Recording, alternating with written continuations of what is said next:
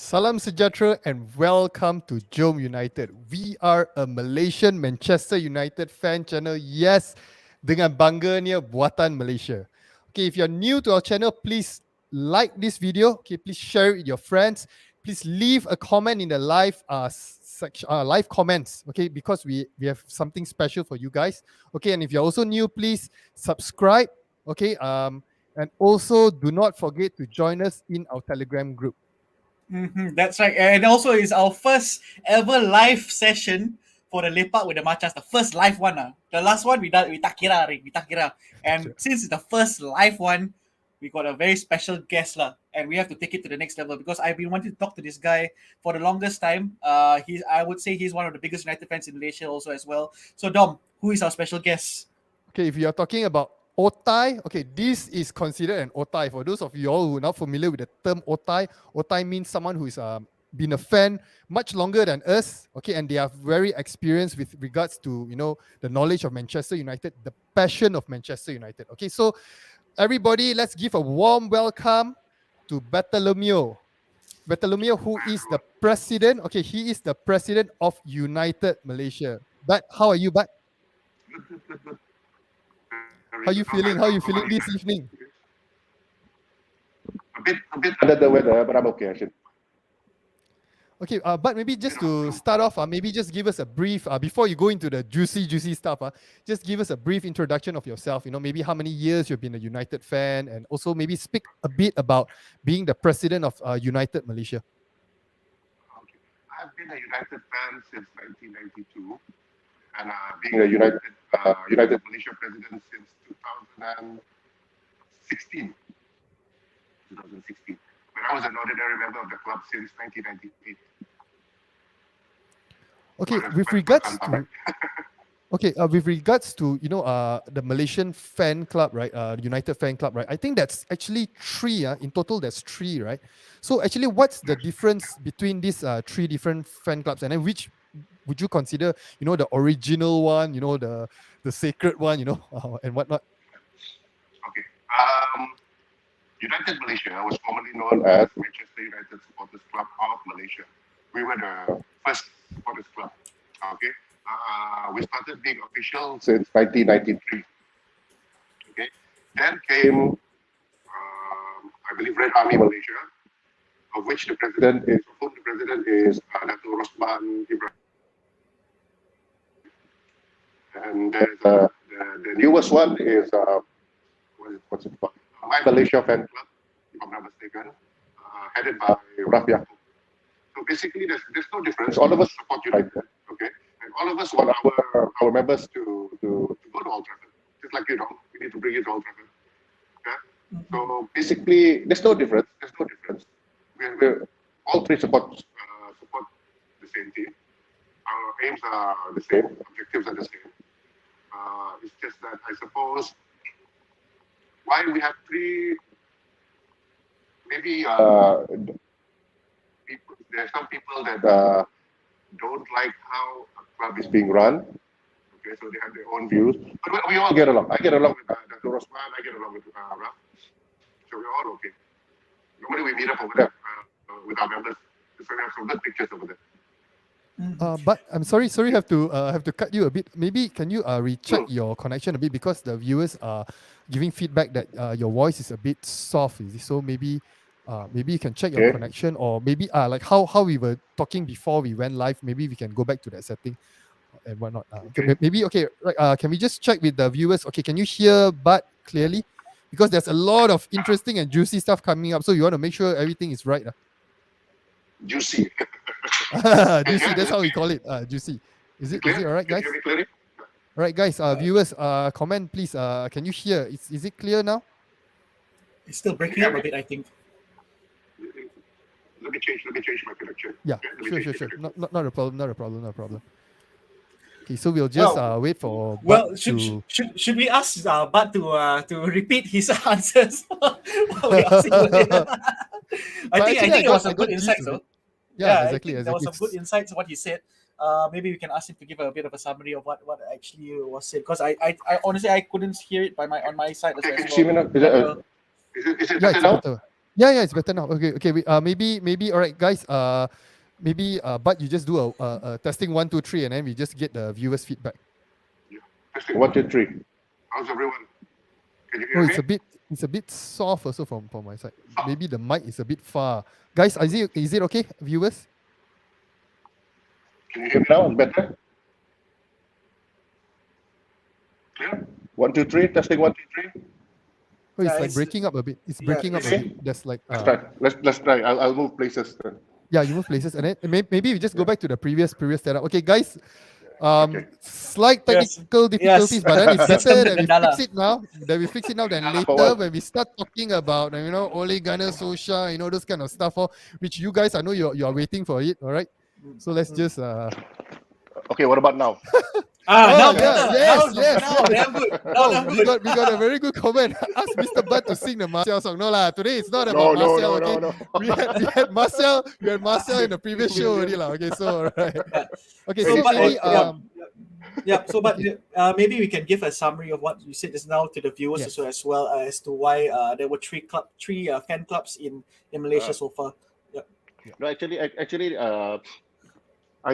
just think that some of these other clubs they didn't like how our supporters club was run before, so they came up with another one. That's what I think, because some people that like us now, we do a lot of charities. Some don't like charities. You see these type of things. But actually everything's still the same. The main aim, the objectives, and all is the same. We want as many members to go to Old Trafford to watch the game, and we support the same team. the passion and the love for the club is basically the same lah. Yes. That is the Very, very- important thing. Yeah. You But spoke it's about- better it's actually better for the members. You can choose which one, and it's better for us. More ticket allocations. Yeah. You- I mean, You'll be surprised. Ticket allocations for the Villa game recently. I got someone from Manchester who called me to ask for tickets. A guy staying in Manchester calling me for tickets. Just imagine that. That's why I said the more the merrier. I mean, you spoke about you starting supporting United in 1992. I just want to understand. So maybe the viewers also would like to know, like, what drew you to them? Apa tarikan Manchester United kepada Bud? 1992. Okay, to tell you the truth, why I supported United was because of the Munich air disaster. So a club that was, there was no club. The club died. 6 February 1958, the club died. And then they rose from the ashes to become a team. Isn't that enough? You see, 1992, why I said 1992? I used to play football myself. A little bit of football like myself. So that time, 1992, over here, we don't get that much football on TV. Moreover, I was in a boarding school. So they took out the cable from the TV, so we couldn't connect. But somehow we managed to smuggle our own cable to connect. I was in a strict boarding school, so we couldn't hear the voice. We just kept it silent and all that. Once we heard footsteps, we had to switch off the TV, so people couldn't see us. So that is actually how that was the time, I suppose, Ryan Giggs came into the picture, the class of 92. And I would guess that the jersey that you're currently wearing right now harks back to that era where jersey came into the team. Yeah, basically, yes. Yeah. It's actually a nice jersey, right? My first time very wearing nice. it. Oh yeah. I prefer of all the three kits. I think seriously, I prefer this kit the most actually. Yeah. You don't like the yellow shorts? Oh No. my god, that one spot, that yellow shorts really spoil everything. If it was some other color, I think it'll be a better combination. I think I like that. I like that jersey, not the pants though. Yeah, not the pants, not the Exactly, pants. exactly. Only the upper half.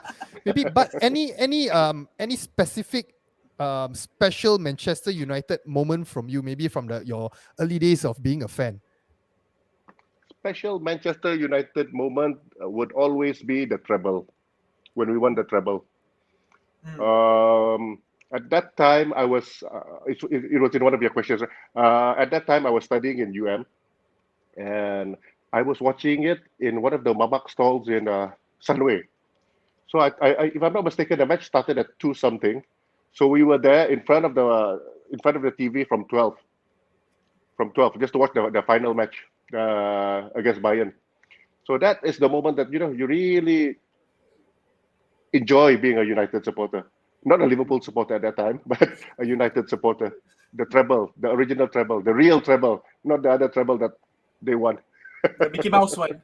Yes, I didn't want to say that. Never mind. It's fine, Okay. it's fine. It's okay. It's I'm a fine. loose cannon. But I want to know also, but like that when Solskjaer or well, let's take it back a bit, when Sheringham scored that equalizer leading up to Solskjaer winning it for us, what was going through your mind during that last 3 minutes of stoppage time? First, the next day in class, the Liverpool supporters will be mocking me. That's it. Thinking just what to counter what they're going to say to me. But that was a year, that was a team that never gave up. So you knew something was going to happen. You always knew something is going to happen that match. So when he scored, we knew we were going to win that match already. It's a special team. That was a special team. When Sheringham kicked it in, you knew something was coming already after that. We were going to win. I knew it already. I was on the chair, I was on the table maybe. There was some, I believe, Liverpool supporters behind me. But every time in the semi-finals, we played against, who did we play against? Juventus. They were in Juventus jersey. They were in Juventus jersey. Can you believe it? And then the finals, they were in Bayern jersey. So I put them on the chair looking for them, they were not there anymore. Just to irritate me, I suppose. I mean, I suppose I can tell you. So I'm envious of anyone who watched the '99 final, because I was at Holy Communion camp, believe it or not. So you didn't watch the match. I didn't watch the match. I didn't watch the match because there was no Astro at the camp. So the church put us at this secluded area where we didn't have any Astro, and I only was told by my facilitator, "Oh, Ayrton, we won!" I said, "Oh my god!" And I missed. Some of our members went to New Camp to watch the match. Lawrence was there. The late Lawrence was there. I believe Dr. Chris was there. They enjoyed the match. That's something special. We'll never be able to live through that type of match again. Yes, exactly. Soon, because one of the guys who scored the goal, he's currently our manager. So we might relive it again. But yeah, that is really good times. Because if I can remember, I was 15 years old then. Then it was like 6 a.m. in the morning and whatnot. I remember I actually bet with my dad. My dad, he don't want us to like bet with people outside, so he would like just bet with us for fun. Yeah, $50. I still remember. So I remember I was like saying, okay lah, never mind lah, don't we just draw will do lah. Then the next thing you know, boom, 2 goals went in. I was shouting like crazy. My dad woke up. He thought the thief came inside the house or something like that. So then went to school. That was actually amazing. Have you ever seen a match that made you cry? That is probably for me. A couple of matches already lah. Yeah, the other one is probably when Anthony Martial scored against Liverpool. Yeah, shout out to the Martial fans. I'm a huge Martial fan lah, but yeah lah, a lot. The only one in Malaysia. The only one in Malaysia. Martial's first goal against Liverpool. You mean the one at Old Trafford, his first goal? Yeah. I was there. I watched the match live. You saw that? Oh my god! He scored right in front of us because our seat is just there, just in front of us when he scored. You were sitting at Stratford End. No, my seat is not at the Stratford End. It's just next to the Stratford End, where the corner kicks are taken. It's a good seat. So that's where he scored. Yeah. Oh my god! I wish I was there. Martial is good. Just give him. He hasn't played for so long. Look at what he did last week. He scored an amazing goal. People hate. I know people hate him, but guys, Otai tengah cakap sila beri perhatian guys. Otai tengah bercakap we need to record and we need to clip this lah. Lucky we never opened the cerita about Fred yet. No. I want to see what you can. Fred, I have some comments about him. Okay, we'll move into that later. Okay, but just to add on the '99 team. Okay, I think that's the embodiment of the United DNA. Okay, because every one of us, we have a different view on what is the United DNA. So for yourself, when we mention the Manchester United DNA, what does that mean to you? Never stop believing, never quit.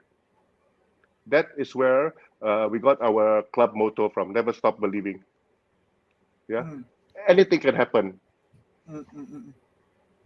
The match ends when the whistle is blown. Never stop until the whistle is blown.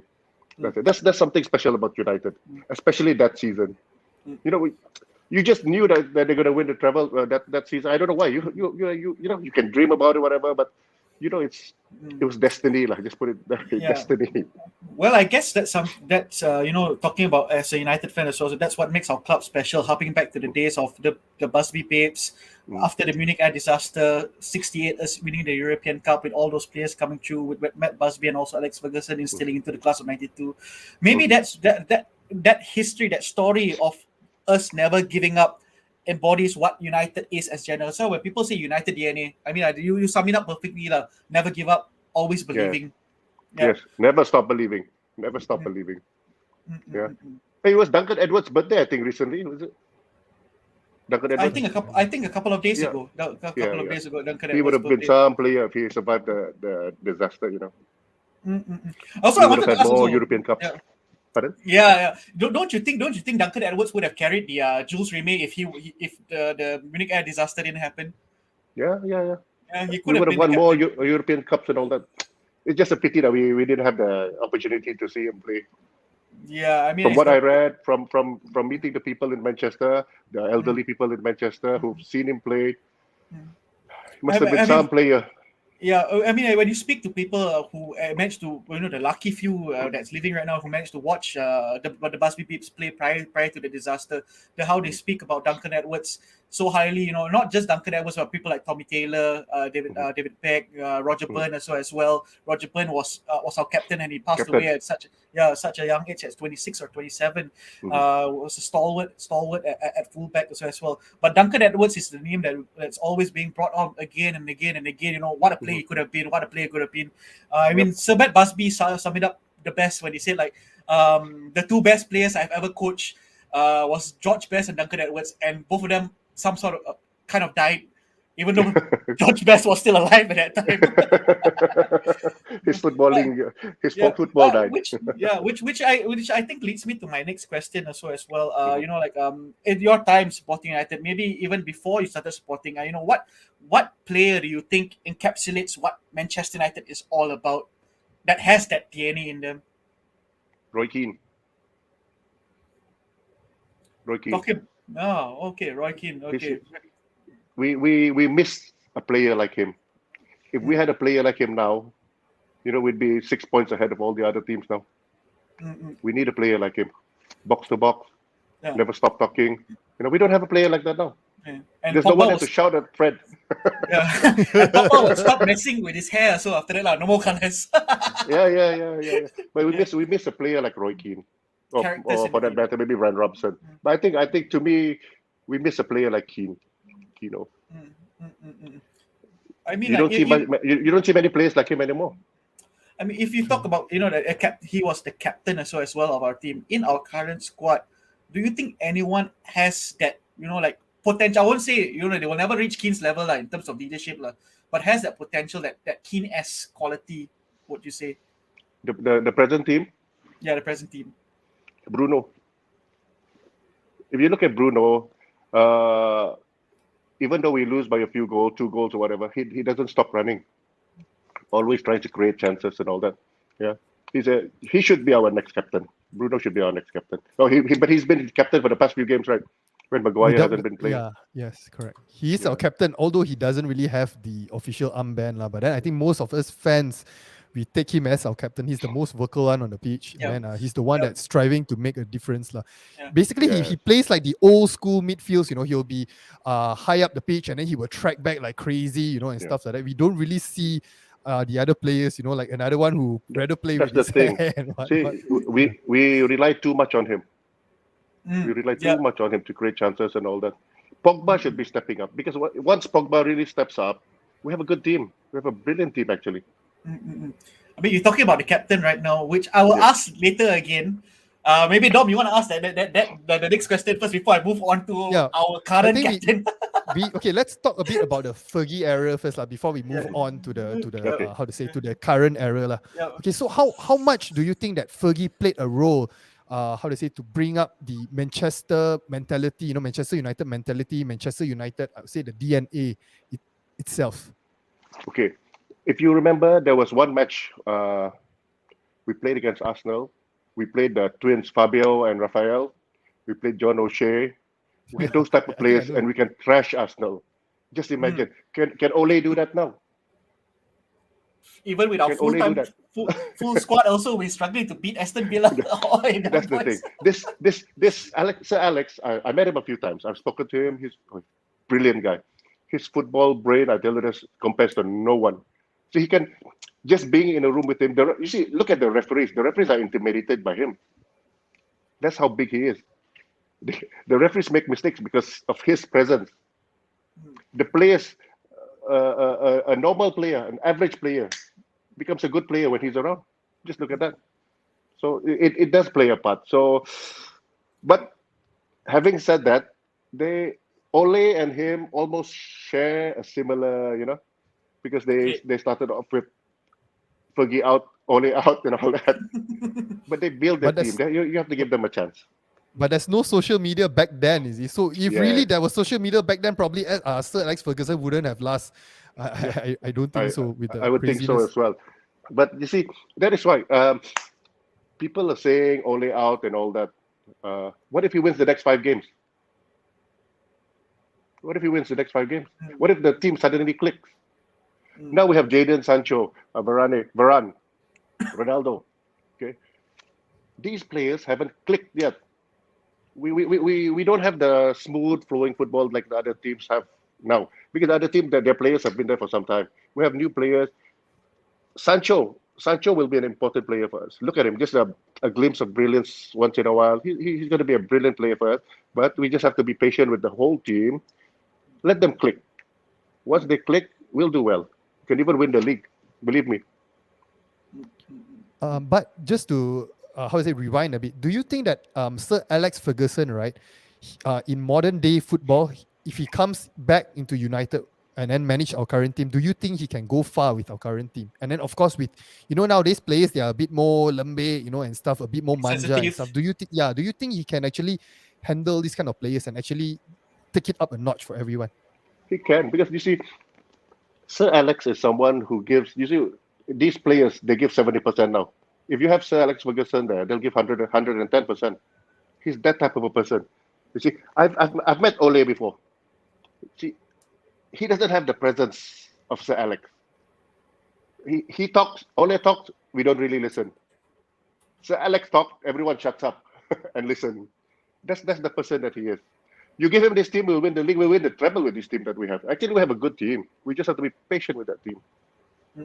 I mean, are you in the school where you should give the manager more time than like what modern day football actually guarantees certain managers as well?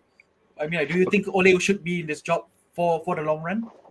Yes, you see, we have to build for the future. We have a other than Ronaldo, we have a reasonably young squad who, if they click, we'll have a team that can win titles, they can win cups for 4 or 5 years. This is what we want. Not just a season winning the League Cup or whatever. That means nothing. You want a team that wins the league 3 in a row, like Sir Alex Ferguson before. And I still have confidence in Ole. Once in a while, I'll feel bad about him. It's Ole out. But I have confidence in him. He has the United DNA in him. Yeah, yeah. I mean, that's something we've all talked about. The difference between Ole and other managers is that he understands what United is all about. But Yeah. understand United, you have to understand the history behind it, the style of play that we do also as well. But there's something that is currently missing. People would think that something is currently missing in Ole's managerial skills also to a certain extent. I mean, it's a big extent if you ask me as well. I mean, what do you think? What do you think he needs more as a manager to get this team working as a cohesive unit? See, the way I look at Ole, he makes the wrong choices sometimes. The last game against Everton, we have an international break. Who would you play? Your reserve players or your first 11 players? He put in the reserves. He put in some reserve players. That was, from the very beginning, from the start, you saw that match. But at the same time, you look at the players. See, the manager can talk to a certain extent, but the players are the ones who perform on the pitch. McTominay, the passes once in a while will be bad passes. Ole cannot do anything about that because it's down to the individual players. Fred, 90% of his passes go go wild, but we cannot really expect the manager to perform if the players don't perform. The players have to change. The players have to have the mentality of Bruno and Ronaldo, who wants to win at all costs. Just win, not stop running. We have other players.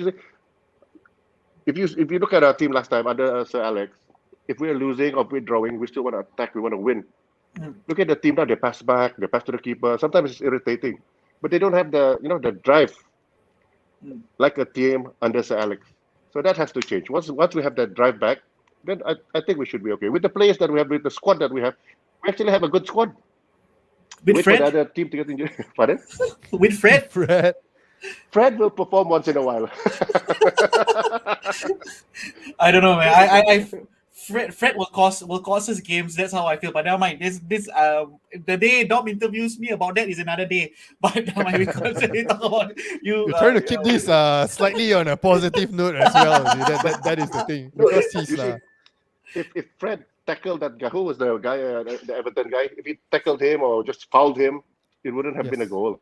So it's his mistake. It's his mistake. But he has to learn from it. Then improve. Do you think, right? Do you think that Ole Gunnar, right, him being a nice guy and whatnot, right? Maybe he's trying to make everyone happy, and that in that way, right, it's causing him to like make certain decisions that maybe, like for example, player selection and whatnot, that cause us, not getting those, those drop points, which is supposed to be like clear cut points, right? That we miss out on those points because of this particular thing. But if you say he's a nice guy, he wouldn't have left Ronaldo on the bench. He should be intimidated by Ronaldo. See, but that's why sometimes I think his choices. I don't know whether it's his own choice or not, because you always see him with McKenna, with Carrick, with Peelan. You don't know whose decision it is. For me, in a match, he should be there alone. Let those other coaches sit behind or wherever. Okay, let him decide on his own, because he may have decided on playing a player or the strategy or tactic. Okay, and then suddenly Carrick comes. Hey, no, we shouldn't do that. Or McKenna comes, or Peelan comes. We should do this. So it affects his mind. We don't have other team managers. There's not that many assistants there with them. They're on their own. But for us, it's a bit different. So I think Ole has to be there alone, deciding on his own. You see, he has his own tactics. After all, this team was built by him. So he must have his own strategy and all that. Also, but I want to ask you, like obviously as United fans, we grew up we love Ole for what he did for us in '99. Don't you think that plays a part in our love for Ole, that we want him to do more well, or it's because that we still want him in the job because of that? Yeah, the sentimental. That's the something sentimental. sentimental to us. Yes. But if you meet Ole, he's really a nice guy.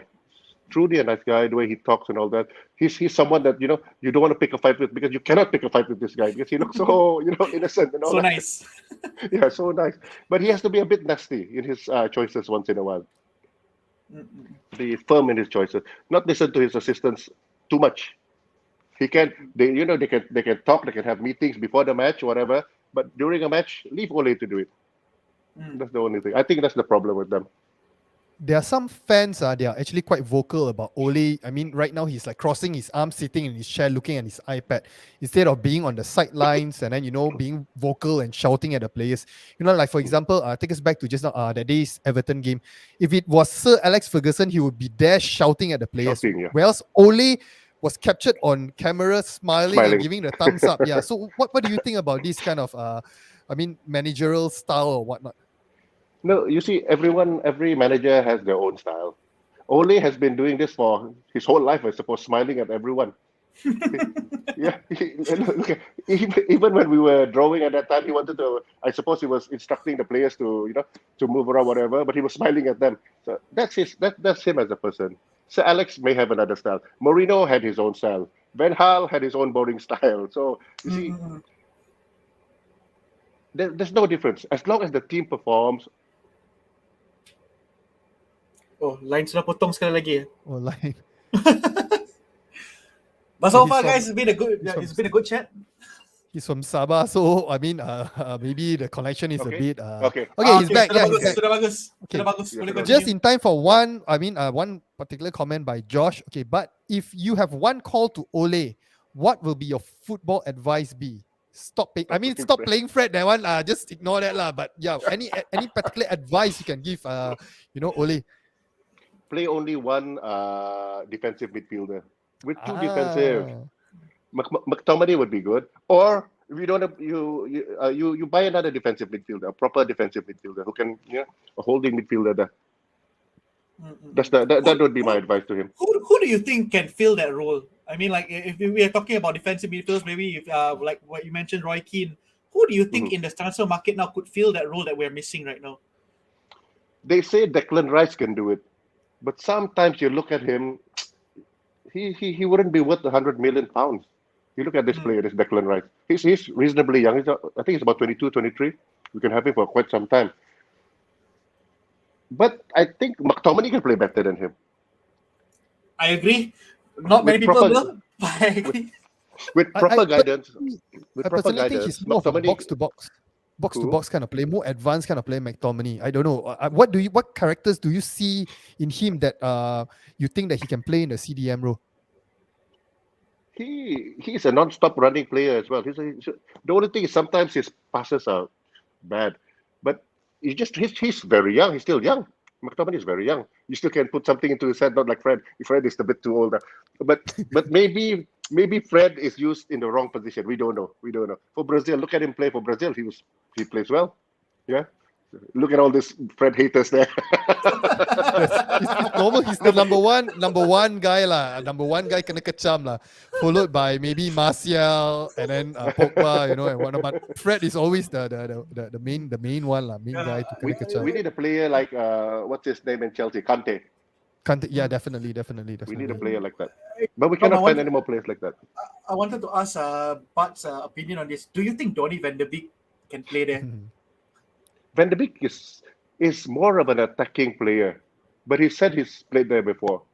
I'm just curious why Ole hasn't been playing him at all. Yeah, but what do you think is like we bought him for 35 million. If we didn't buy him for X amount of money, which is quite a lot, for 35, 40 odd million, we wouldn't be mourning about this as much. But looking at his days at Ajax and then him coming here, sitting on the bench. For a player of that caliber, what do you think is going wrong? Does he not fit the plans, or his style of play is not suited? He can't understand the pace. Van de Beek is someone that I think was not Ole's choice. If I read the game correctly, if I look at the situation correctly, you see, he's not played. Why is he not played? He's a good player. He's a very good player if you let him play. But maybe Fred is his son or whatever that we don't know of. Conspiracy theory. No. But I think Van de Beek is more of an attacking player, not a defensive player. And also, if just to say, like, if we can fit Van de Beek into this current squad, but okay, we cannot. Bruno Fernandes to me is undroppable. Where will we fit Donny van de Beek? If just to say we want to give him a chance, there'll be times that Pogba doesn't perform. Put him in. Give him a chance to play. Or even, you see, if we're drawing games, change the strategy, put him in. Take out one of those defensive midfielders. Take out Fred or take out McTominay. Put him in. But I don't know what's happening. Why he's not given a chance. But having said that, we don't have these players. We don't watch these players every day. We only watch them on match day. Yes, Ole has the benefit of training them every day. So he must see something that we don't. It seems like Ole prefers all those Energizer bunnies, those with passion, and they run about and whatnot. So maybe that's the reason why he preferred, Fred and McTominay. Fred ada passion ke? Passion gila. Dude, the guy kena kecam habis. I'm very sure, right, that Fred reads he reads the social media or Instagram or whatnot. I'm sure he knows the thumb down emoji or whatnot at least lah. And then he's receiving all this kind of thing. I'm sure there's a lot of hate messages to him and whatnot. And yet, he's still got the guts to go and play. So for that, I really respect him. Seriously, respect him. Serious. Fred will perform once in a while. He will perform once in a while. Then the first game against Leeds, he performed well. But the last game, I don't know what to say about this guy. But apart the last game, the Everton game, apart from that one mistake that causes, I would consider causes the game, although it's a draw. I mean, I think he performed well. What do you think? Yeah. Actually, the team performed well. They just didn't take their chances. Sometimes they make the wrong choices. Greenwood could have passed the ball instead of attempting goal, whatever. See, but that is what if. What if they scored at that time? Who's going to complain? Yeah. Just like what I said. What if we win the next 5 games, especially against Liverpool? Who's going to complain? Who's going to say Ole out after that? True. Everyone's Actually, going to but be Ole in again. one more debate we've been having also within our own with in JomUnited with our viewers also as well is whether Ronaldo coming to the squad has been detrimental tactically to Ole, to the United style of play also as well. Do you think Ronaldo coming in, part of the fact he brought United a stock up again, but do you think him coming in has actually had a detrimental effect to the way Ole wanted to play United? Because look at it, he was never a choice to be brought in. So he was like a luxury buy. It was more than pride than anything. He could have gone to City. We were all crying at that time. Suddenly we got him. So what do you think about that? Ronaldo is a player who, for one match, doesn't perform, but he'll score you a winning goal. He's that type of a player. He'll win you games. See, if you look for at the past few seasons, except for Cavani, we don't have any other striker. We tried to use Rashford, we tried to use Dom's friend Martial as striker, but it's not happening. But look at Ronaldo. Ronaldo has been scoring. At that age, he looks, maybe he's 30, 32. He still can perform.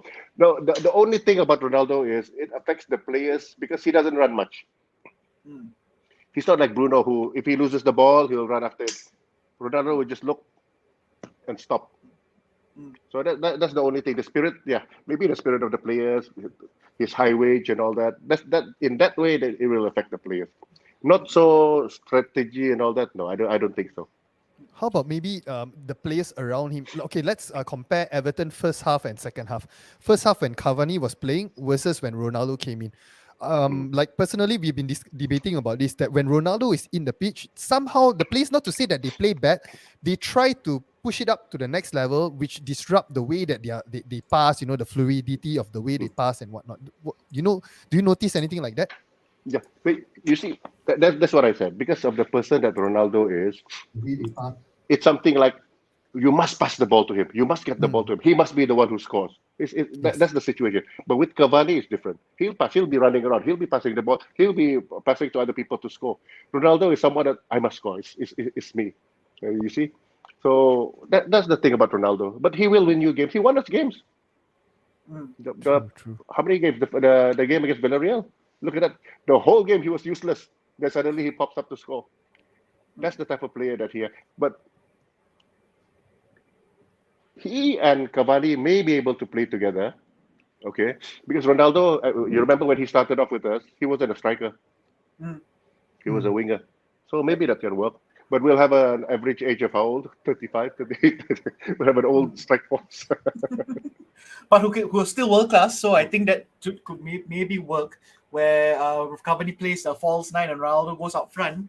So probably that could work, because I have my doubts whether Cavani and Ronaldo can play together until that when Cavani came in that Villarreal game and did all that Energizer bunny running. That's the type of running on a sea, not Fred kind of running, Dom. Hey, but he's not that bad. I mean, I try my best to support the players. Like, he's not, with what we got, I think he can. There's a player in him. Although I know everything you're going to say, every dog has his day. I know you're just going to say that. That's what I said in the last video. Every dog has his day. Doesn't mean he's going to perform. But one question, okay, with Ronaldo in the team, right? Do you think it actually hinders the growth of the young ones, especially Mason Greenwood, where he had to be pushed to the right-hand side, where I think his natural role would be more of a number 9? Yeah. Greenwood will be our first choice striker in a few years' time. Okay? Look at. I think that's why they brought in Ronaldo as well for 2 years. Okay? Cavani 2 years, just to educate Greenwood. Greenwood will be a brilliant player. I tell you, I've watched him play. He looks so small, he looks so fragile. But if you stand next to him, he's taller than me. He's quite tall, he's big size. But he will be our striker one day. But you have to learn. You cannot burn out players.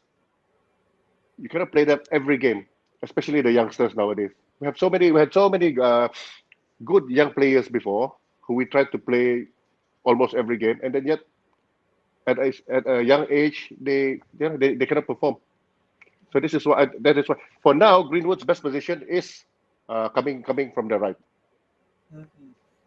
You cannot use him as a striker yet, but he's been used as a striker, and he's also like Fred. Once in a while he plays well, other times not so. So that's the thing about these players. We just have to find some consistencies, lah. That's what Ole has to find. Ole has to do. I mean, with Rashford coming in as well, back to fitness, do you think Greenwood will be the sacrificial lamb and go back on the bench and Rashford comes in together with Sancho, play on the wings? I think Rashford will be playing on the left. I think Greenwood would. Connection issue again. Oh yeah, but never mind. Hold it there. So if you guys, viewers, you got any questions, please key in your questions in the comment segment, and then we will pass it to Bart lah. Okay, let's keep this going. We're back. It's fine. It's good. It's good. Okay, continue. No, I think it's a learning process for Greenwood now. It's a learning process. He will be our number 9 striker. He will be our striker. He will be a brilliant player for us. He has to learn from Ronaldo. He has to learn from Cavani. He has to learn, especially when to pass the ball and when to try, because he wasted so many chances against which game was that? He tried all the but none went in. I think it's Villa. What game was that? Villa. The one that Villa. they mentioned. Yeah, Villa. The one Yeah. that we mentioned is very selfish and correct. Correct. So he has to learn. He's still a young player, but he's a good player. According to Ferguson, he's the best player we've seen so far. Left, right, you don't know which foot his favorite foot Yes. his feet is. So he's a good player. But yeah, that's why I was asking also as well. Like with Rashford coming into the fold, probably Mason Greenwood wouldn't see much games. So do you think the first choice will always be Sancho and Rashford? Sancho and Rashford going forward once they come. It really depends on Sancho. As I said to you guys, Sancho is a good player. He just needs to click. If he doesn't perform, maybe even Marshall can come in. Will come in to take his place. Definitely. Hey, that goal was killer, man.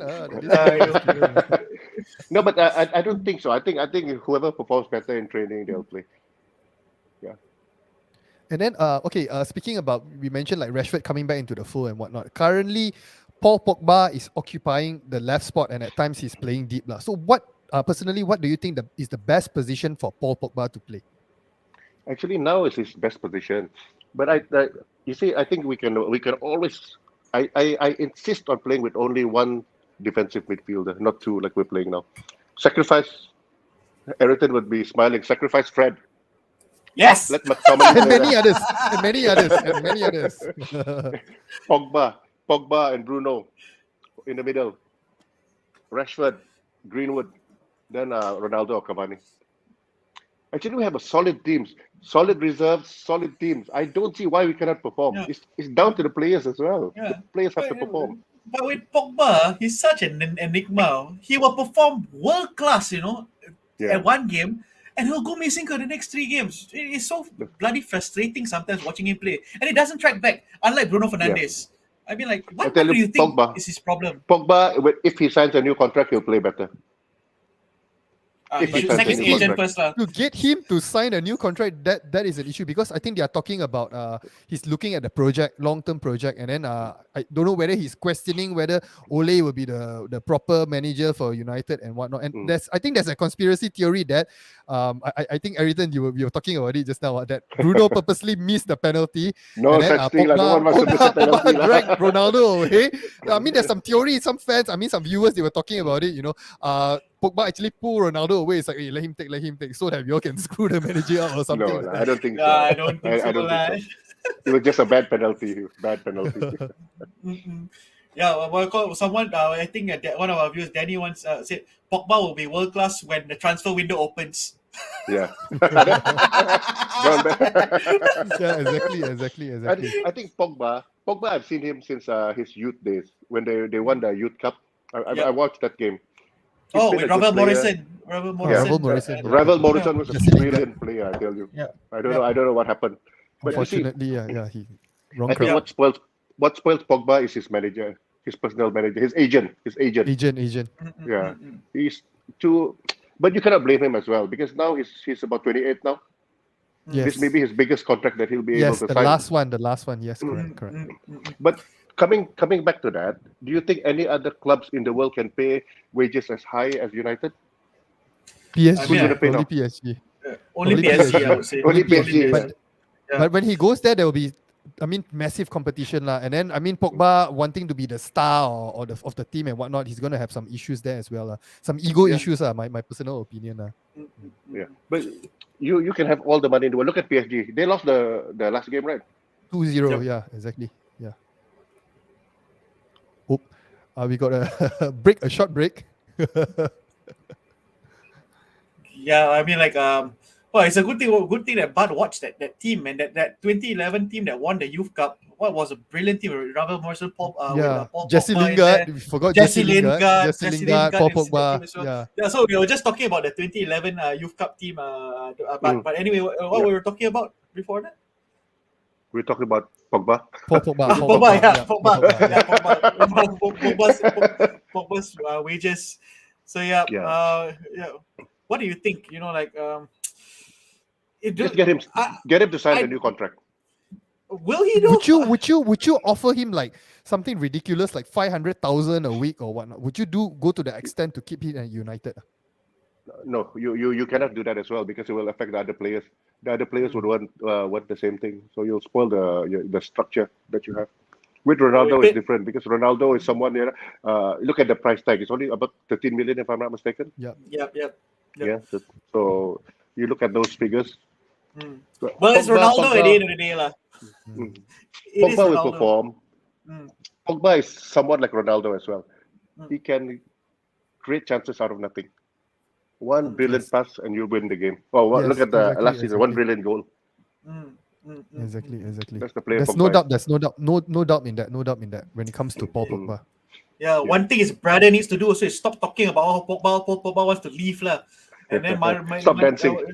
Stop dancing and Riola suddenly just talking to certain journalists said, "Oh, Paul's talking to Juventus. Paul's talking to Madrid. He dreams of Madrid." I said, "Oh."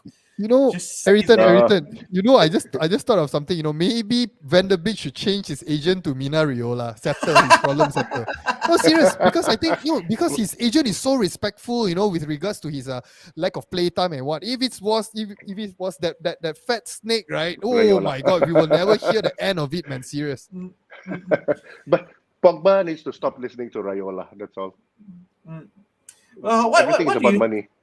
What do you think to get him to perform to the level we know he can, lah? What do you think should happen? It should be like love him more, or maybe just give him the vice captaincy again. No, I think Old Trafford has shown him enough love already, lah. It's down to him now, whether you want to perform for United or not. If your heart is not at United, leave, lah. You just have to leave. We cannot keep an unhappy player there. Yeah, you can pay him 1 million a week. Yeah, but if he's unhappy, he won't perform. Yeah. That's the type of player. But looking back at Pogba is someone who performed. Look at the beginning of the season. He was the first game. He 4 assists, if I'm not mistaken, 3 assists. Yes. Yeah, that's the type of player that we need him. Look at the team without him. Where we're gonna get the creativity. True.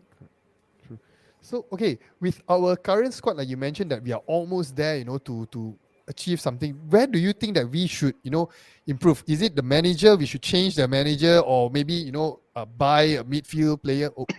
Okay. When I say Ole sell the manager straight away, putus. I think he manually pressed the button. He's watching. Okay, so back to my question. Okay, with our current squad now that you mentioned that we got potential to actually win something, right? So to bring everything in together, where do you see the problem? Is the manager, or is it, a lacking of a proper defensive midfield, or maybe the players aren't driven enough, too much egos in the team, maybe got too big of a personality for the manager to handle? Where do you think is the issue, and how do you think we can fix it? I'd like to say the manager has to be a bit more firm with his choices. Yeah, you are the manager. You are in charge. You tell the players you are in charge. You play the way I want you to play, not you play the way you want to play. So he has to be more firm with his choices and all that. He has to be more firm. You cannot be smiling too much, lah. Yeah, Britain. You cannot be smiling too much. You have to be strict once in a while. You should show your ruthlessness once in a while. You should play your best players all the time, especially when there's a break like now. There's something that you don't understand. We should have played the best 11 that we have. but he never played the best 11 that we had. Yeah, that's something that frustrated us as United fans. So like, why it's against Everton? No, they not to say we're not playing like Norwich City or what. Why is he resting players like Ronaldo and Pogba? They're just sitting on the bench. They should be playing this game. And we had the chance against Everton because Everton were missing 3 to 5 players, first choice players. Yes, exactly. You see, we would have been top of the table. Yeah, we would have been top of the table. Yeah, if we won. I mean, given the bad start we've had also, we're still 2 points off the top. I mean, I think it's pretty decent so far. But come Christmas, let's just do like a minor prediction. Come Christmas, where do you think we will be? I think we will still be there, still be top 4. The next few games will be very important. We have City, we have Liverpool, we have all these big teams. Leicester, we have the big teams. So, but we normally perform against these big teams. Yeah, especially away. Yeah. Especially when Ole's head is on the chopping board. Well, somehow or other, Ole always saves himself when he plays. when he stays on the chopping board. So come Christmas, I think we'll still be in the top 4. But when you mentioned just now earlier our strongest 11, to you, right, who is our strongest 11? Maybe give us the complete formation, right from the goalkeeper. Please say Dean Henderson just to piss somebody off. There's one of our members, Doc, he's a huge David De Gea fan, is he? So yeah. But now, anyway, just give us your best 11 you think for Manchester United now. Alamak. Kita boleh mula balik. Slight break. Ini tergelanda, rancangan tergelanda just for a few seconds. Tergendala lah, bro. Tergendala. Yeah, that's what I said, right? Tergendala. We're back. Okay, all right. First Not 11, Henderson. shoot. De Gea. Not Henderson. De Gea, Shaw, Maguire, Varane, Bissaka, McTominay, Pogba, Bruno, Sancho, Rashford, Ronaldo. You would choose Maguire over Lindelof because now there's actually a debate and discussion going on that maybe Maguire is a bit clumsy, he don't have that pace and whatnot, and then Lindelof last season probably he had his back injury which prevented him from actually performing. So would you actually select Maguire over Lindelof? Maguire's reading of the game is better than Lindelof. He just needs someone to run for him, just like Rio had Vidic. Yeah. So I think Varane will be doing the running. Yeah. Maguire is a brilliant reader of the game. So his passes once in a while will be nonsense, but to me personally, he's a better player than Lindelof. Also, there were calls. There are calls. I mean, ringing around a lot of United fans as well, saying like Maguire should be dropped, captaincy should be stripped off him and given to Bruno or maybe Ronaldo. What do you think of that? Is he there? Tergelanda again. What's the word again? Sorry. Tergendala. Tergelanda. Tergendala. Tergendala. Did Ole cut me off again? Did we didn't mention Ole out also. I don't know what happened. Okay, what were you saying just now, Return? There were calls? Yeah, there were calls for Maguire to be stripped of his captaincy, to be given to Bruno or Ronaldo. What do you think of that situation? Should he still keep the captain's armband? He should. He's been a good captain. Not to Ronaldo. Ronaldo just came back, so it wouldn't be right. If you give it to... I wouldn't mind giving it to Bruno, but no. You chose a captain, you stick to your captain. Yeah, I mean, that's one topic that everyone wants to hear as well for your opinion. I mean, is Maguire a good captain or not? Because I think he has done a decent job, but some of his mistakes are you shouldn't you won't expect that especially from a player who cost us 80 million. 80 million. But he saved us as well. Mind you, he saved us a few times, so it balances up. Okay. Is there any questions from the audience? Maybe you can ask. At the moment now, wait, let me see. We actually, I mean, whatever that came along, I already clicked and added on already. I got one question. This is quite an important question, but okay.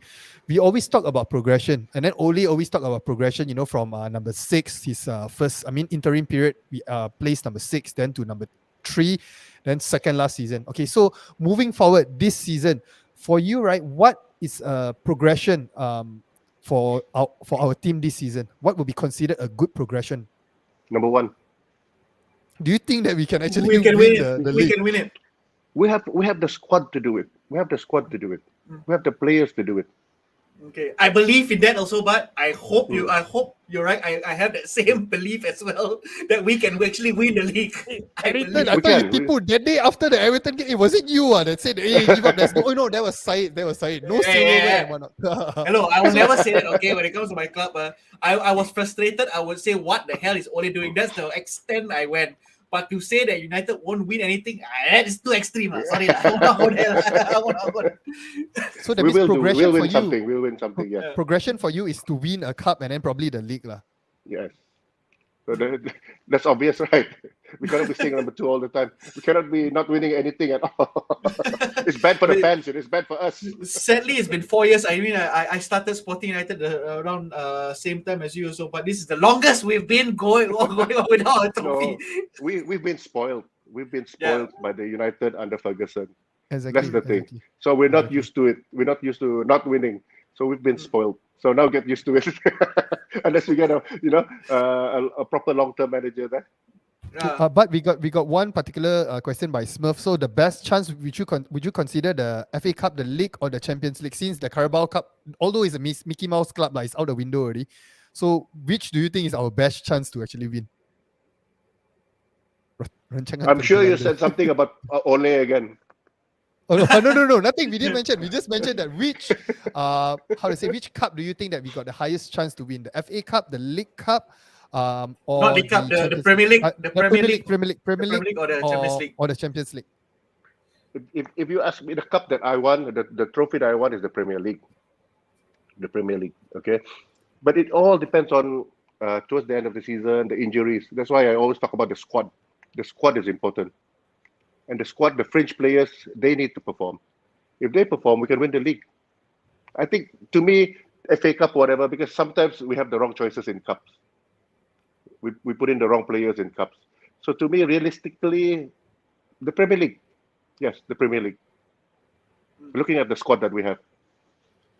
Okay, so this one, right, we got to make sure the connection is stable because I'm going to ask you one of the most controversial questions regarding Ole, okay? How, right now, from what you are sharing with us and whatnot, you are someone who is more of an Ole in, I would say. Okay, so what's the most extreme condition until you cannot take it already, then you will ask to change the manager? What is the most extreme?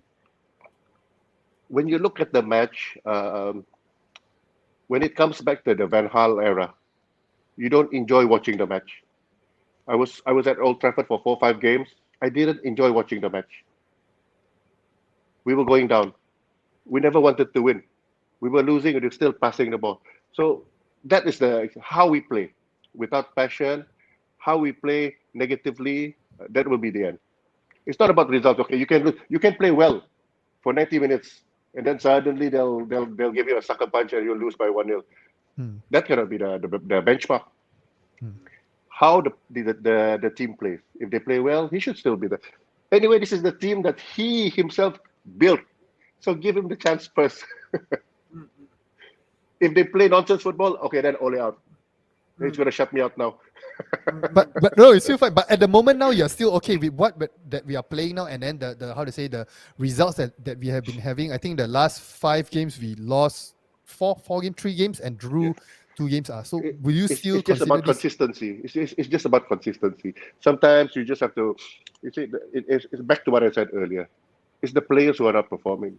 Fred had the chance to tackle at in the middle of the field. He had the chance. Just tackle, just foul. Everton wouldn't have scored.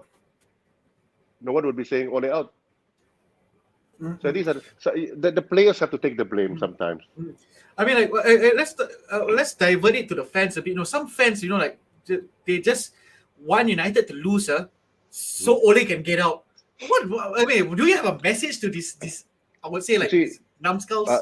Those must be very young fans or not fans of the club at all. We never want your team to lose. You never want your team to lose. Even when Hal was was the manager, we never wanted the team to lose. But we just didn't enjoy the way we played. That's not the United way. You must enjoy the football.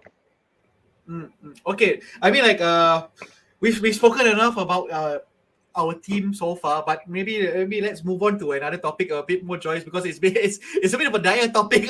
And then we don't want the connection to keep on putus, is it? Yeah, because I think Ole is monitoring, or the Glazers is monitoring right now.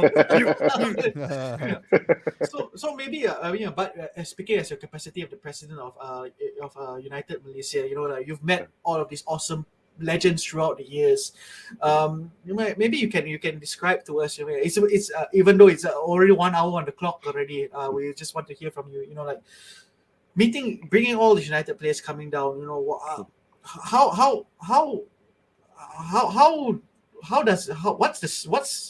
What is the connection? Do these players come down here and they meet the fans, and like, what's your role in it as well? No,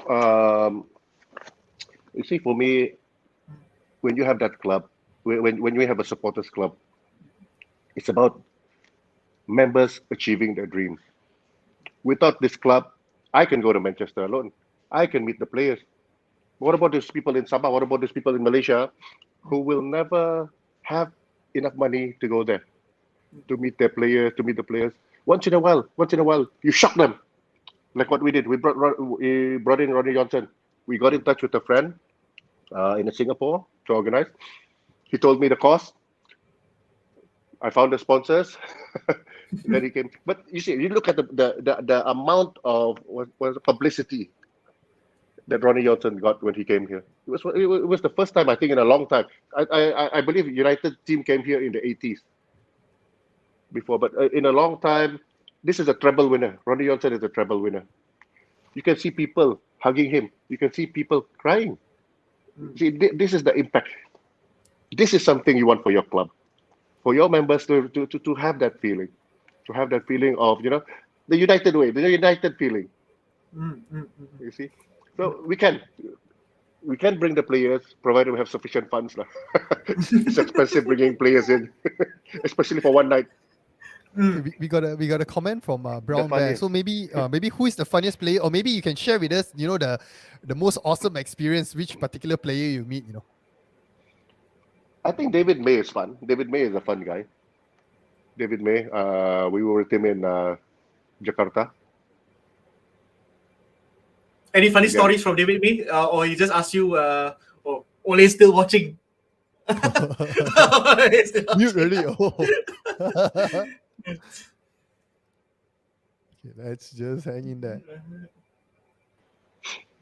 I think Dennis Irwin cut us off again. He has something about this David May. Yeah. So with David May, any funny stories of you meeting him at any encounters that you can share with funny our viewers? Not funny stories, but these are the type of people just like us. We can talk like this to him. He doesn't care as long as you give him a beer. Even Eric Jemba is a nice guy. I still keep in touch with me. He messages me once in a while, WhatsApps me once in a while. He's a very nice guy. These people are very nice guys. So we just we just have to treat them like we treat each other here. We don't treat them as superstars. I don't think they want to be treated as superstars and all that. Yeah. We have so many experience now, especially when those players came down for the United Legends against the Liverpool players in 2019. Most of our members got to meet them and all that, so it's a fun time. Funny stories, belum ada lah. Not just funny stories. Not to that closeness. Okay, you mentioned about the Legends game also, which I would have also thought that you have met the other side, the cop side of things, the cop fans. How is the interaction with those members of that clubhouse? Well, actually, we worked together with the Liverpool Supporters Club when the players were here. Okay, the players are fun. Liverpool players, United, they have fun. We talk, we drink together. It's fun. Interaction wise, yeah, they were okay. They were good. Yeah, we are okay with all other supporters club. It's only that when either team loses, then the banter comes lah. No, if we lose, we just switch off the Facebook lah. We don't look at Facebook exactly. for 1 month. Airplane mode, masuk gua. That's our term, masuk gua. Which we've been doing a lot lah. we got a question here by Josh. Okay, how much does it cost for a Malaysian to watch a live match at Old Trafford? Okay, if it's just watching a match, that's why I tell you, it will depend on the flight tickets. I don't know how much the flight tickets cost now. But just to watch a match, 5,000 to 7,000 would be sufficient. Including the flight ticket. Yeah, the bulk of the cost is the flight tickets, actually. Mm, I don't know how much the cost of flight ticket now because we haven't been able to look at the price of tickets. Yes, exactly. Yeah. Exactly. And also, But yeah, you will be able ask to. Yeah. Who's that? Wanted Just now, to- Josh. Was Yeah, that Josh? Josh. Yeah, just now? for Josh. Yeah, Yeah. Josh. Never, Josh. You join the club. We'll make sure you go to Old Trafford. All right. Hear that, guys? We'll make sure Me and I will Dom, join. me and Dom are No, going you have to go. me and Dom are I want to going go and hug the wall and I want to cry. And, which actually was my next question. Actually, Uh-huh. but the first time, we've never been to Old Trafford. It's one of our dreams to go to our theatre lah. What was your feeling when the first time when you saw Old Trafford on the horizon when you were going to the stadium, and also when you got to the stadium, when you got to the inside the stadium, when you saw the players coming out? Just walk us through the whole roller coaster journey of emotions going through your mind. The first time is amazing, really amazing. I'm sure some of the viewers now, they've been to Old Trafford with me. I saw Nathan just now, he messaged me. He's watching the show now. So he was with me in Old Trafford. I think he decided 2 days before to join us. Look at all this. No, Manuel Awang. it's an amazing feeling. But for me, my first experience of Old Trafford wasn't with United. It was England playing South Africa. Paul Scholes' first match for England. So it wasn't the same feeling for me because you want to watch United, not England. You only got to watch Sheringham was there. Sheringham, Scholes, Cole, and I think Beckham was there at that time. But your first match, you will enjoy it 100%, especially if you come with me. Definitely. We're going to the Bishop's Place after that also, right? No, Bishop's Place is a place that you should go before the match, but it's always full. It's always full. Don't worry, but we'll be following you to a couple of watering holes before the game. We just get you first. The Sabahan in you will not let us go anywhere without drinking first. I know. Hey, inside the stadium itself, you drink lah. Inside the stadium. Boleh bawa ke? Masuk. No, okay, you can drink inside, but you cannot bring it to your seat. That's all. Oh, okay. Oh, They have okay, thousands and thousands okay. of CCTV. You try to smuggle it in, they'll still catch you and chuck you out. Talking from experience, this one. Yeah, I saw a few people being chucked out. They try to put it in their jacket, and then they start drinking. Then the wardens will come in. Oh. It's very strict over there. Yeah. But I'm sure you'll enjoy. It's a different feeling. It's a feeling that only Old Trafford can give you. For Liverpool supporters, I believe, how Anfield will up. I brought 2 people to Anfield a few years back, relatives of mine. They cried at the gate. They cried at the gate of Anfield. It takes a United supporters club to bring me to Anfield. They were crying there. Old man, 50-something. But it's a different feeling. You have to go at least once in your life. You attend our dinner, maybe I'll bring you. Choose your Okay lah, kita pergi lah. Definitely confirm. Definitely. Dom, you know what we're doing next, right, Dom? We're going to Sabah. Yeah, We're going to KK for the next annual dinner. Kita cuba lah. I don't then know we if have we can our organize those type of fun evenings again because we'll MCO. have our mini JomUnited tour and whatnot also lah. We'll bring the whole JomUnited fellas all to go also lah together as well. Yeah. No, No, we can go up to about maybe about 30 people to Old Trafford now. Okay. I mean, We'll is organize it, a trip lah. is it if you guys go in a group, is it like a group price or something like that? No. What do you mean group price? We are allocated tickets. Bring in teh ice. Oh yeah, this Brian Lee guy, right? This guy is the most entertaining guy in the live comments. He's always here. So he's asking whether bring in tea, ice, ikat tepi inside Old Trafford can lah. You have my all God, this sorts guy. of drinks outside the tepi Old Trafford.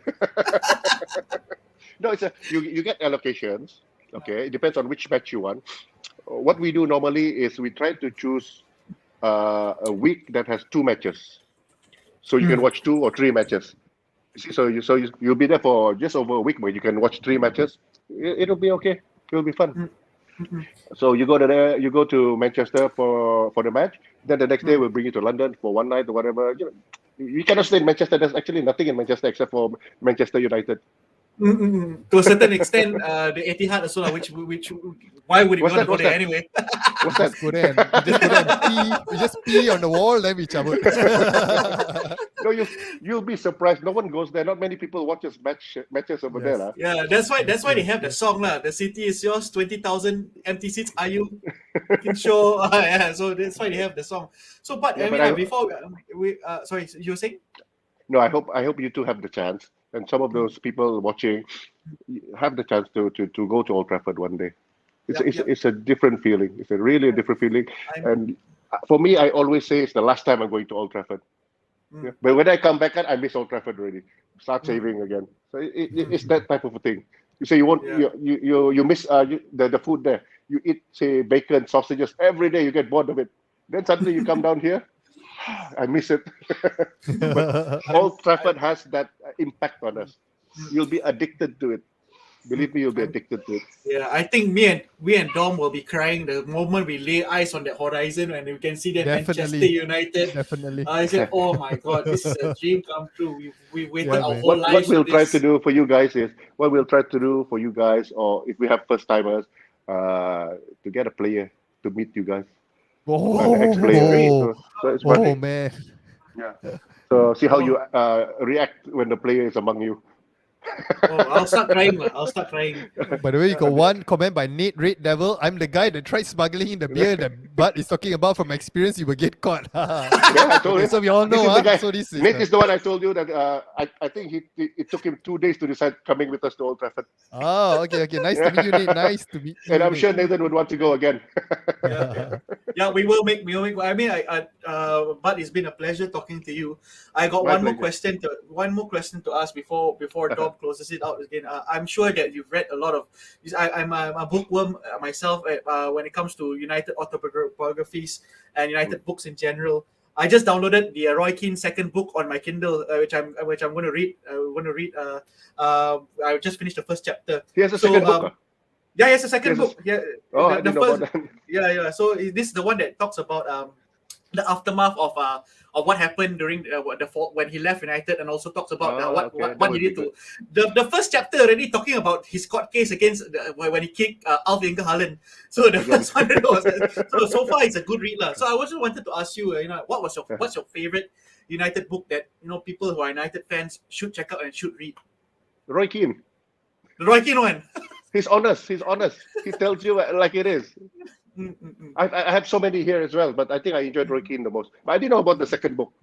Yeah, I just downloaded it on my Kindle. The first one was released after Saipan. The second one was released I think I think a couple of years ago. After when he took the Sunderland job, if I'm not mistaken. So yeah, just do read that as well. So far, it's a good read. It is. Out of all, maybe Sir Alex Ferguson's book is also quite good.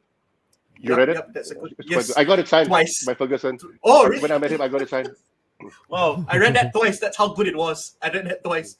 Yeah, I mean, if I can recommend you one book, it's by Ned Kelly, the former security guard for Manchester United.